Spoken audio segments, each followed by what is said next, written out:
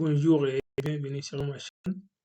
Aujourd'hui, on va voir ensemble la notion de K-means. Algorithme K-means est un algorithme de machine learning, surtout classé, euh, voilà, ça fait partie des algorithmes de machine learning non supervisés, c'est-à-dire les données ne sont pas étiquetées. Donc voilà, cette méthode de K-means est utilisée dans plusieurs champs d'application normalement et notamment euh, cette méthode est utilisée dans la segmentation marketing, dans la segmentation aussi d'images et aussi pour la classification aussi des documents et bien d'autres domaines. Aujourd'hui, on va voir ensemble comment implémenter cet algorithme avec Python. On passe à la pratique. Voilà, j'ai importé une base de données client et voilà, vous voyez ici, et sous Google Colab, j'ai importé les librairies nécessaires et on va dire maintenant notre data, notre donnée.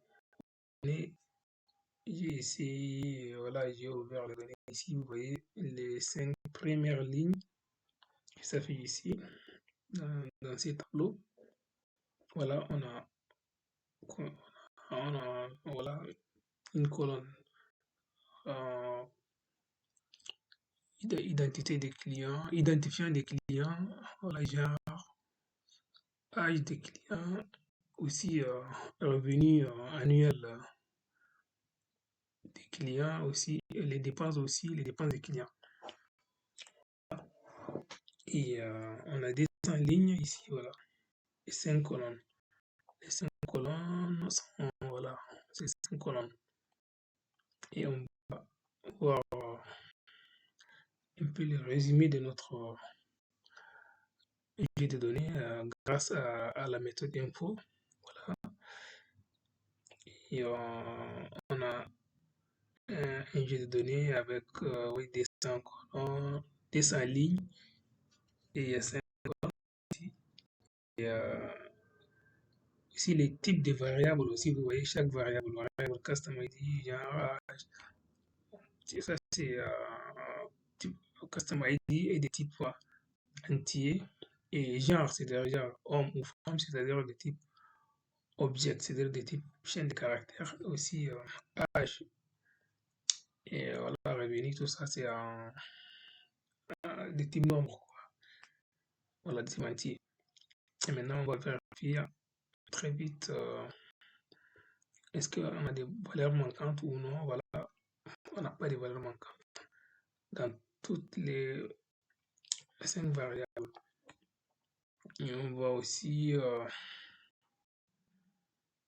voilà, moi j'ai ici, vous voyez, j'ai essayé d'extraire de notre data, notre jet de données, les 3 variables numériques, âge, le revenu et la dépense. Et donc, je vais assigner ça à une valeur X.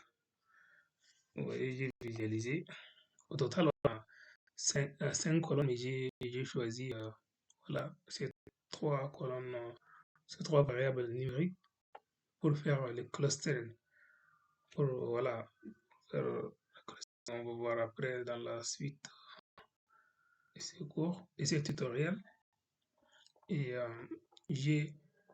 vous voyez ici, j'ai importé min-max et scalar, c'est pour mettre à l'échelle euh, notre objet de données. Et après ici,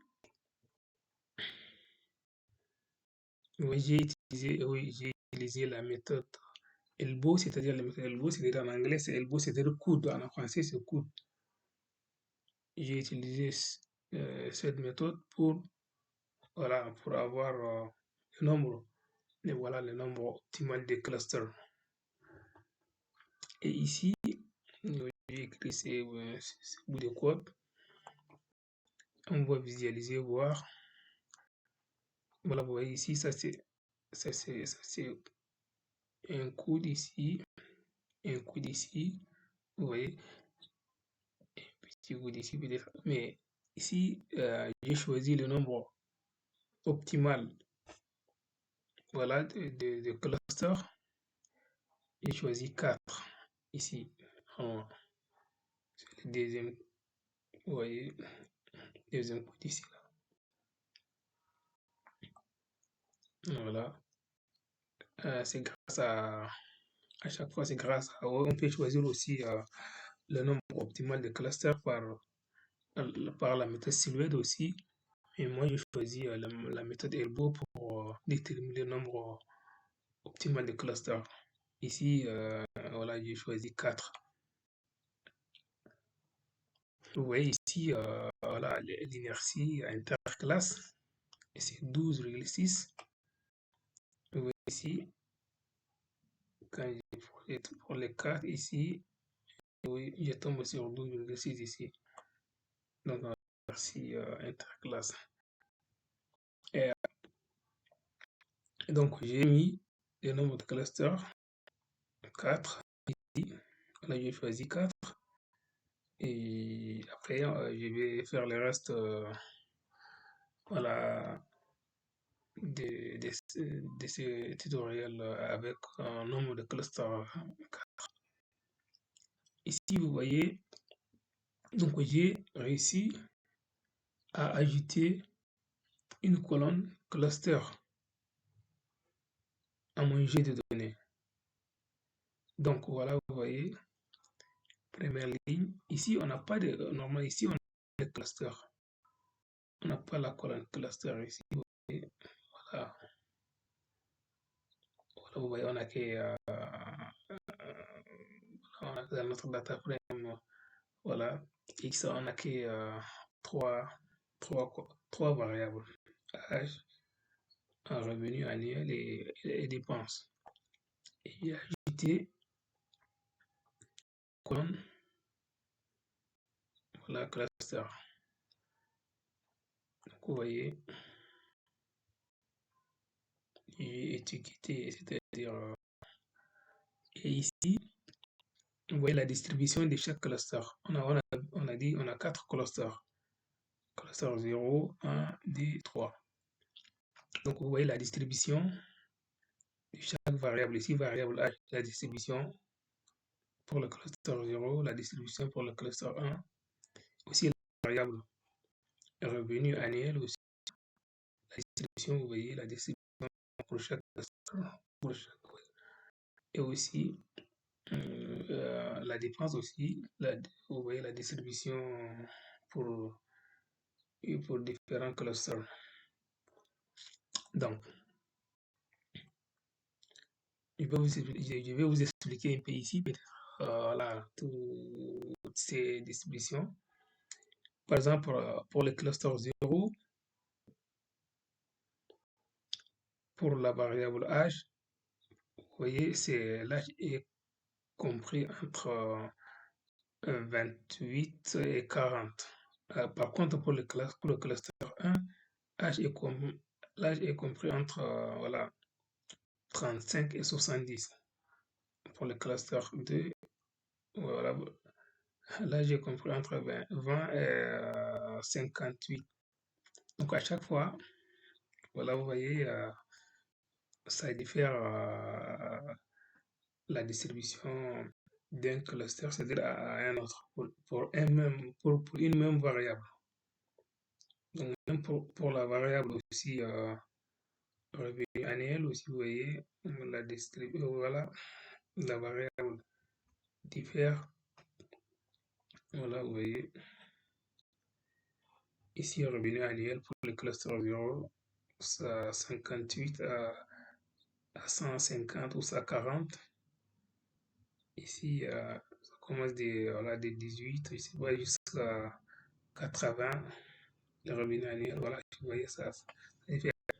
On va passer ici, vous voyez, la dernière partie qui est très importante, donc qui résume tout et voilà, qui explique bien cet algorithme et l'objectif de cet algorithme aussi. Vous voyez ici, j'ai appliqué voilà, différentes couleurs à chaque, oui, j'ai donné à chaque cluster une couleur. Voilà, ici, j'ai mis pas là, ça c'est couleur, voilà, ça c'est couleur bleue, c'est code couleur utilisée. Et ici, vous voyez, cluster 0, c'est en bleu. Cluster 1, c'est en jaune, voilà. Voilà, 2, rouge. Voilà. Et ici, pour le cluster 0, c'est en bleu ici. Donc, c'est-à-dire que j'ai fait l'autre oui, dépense voilà, en fonction des revenus annuels. Et on va voir le cluster. Donc, ici, pour le cluster 0 en bleu, là, cluster 0, donc dépenses élevées et revenus aussi élevés. Et par contre, pour le cluster 1, dépenses, vous voyez, dépenses, voilà, dépenses faibles à moyen, dépenses, voilà, et aussi revenus aussi faibles.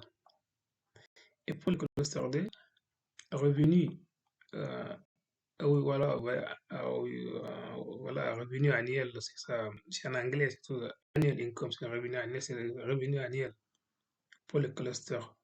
Pour le cluster 2, c'est-à-dire la couleur rouge, revenu annuel élevé et, et dépenses faibles. Et pour le cluster 3, vous voyez, revenu, voilà, revenu faible et, euh, et dépenses élevées. Voilà, on a dans notre base de données client, on a 4 clusters, on a identifié 4 clusters. euh, vous voyez, avec des différentes couleurs.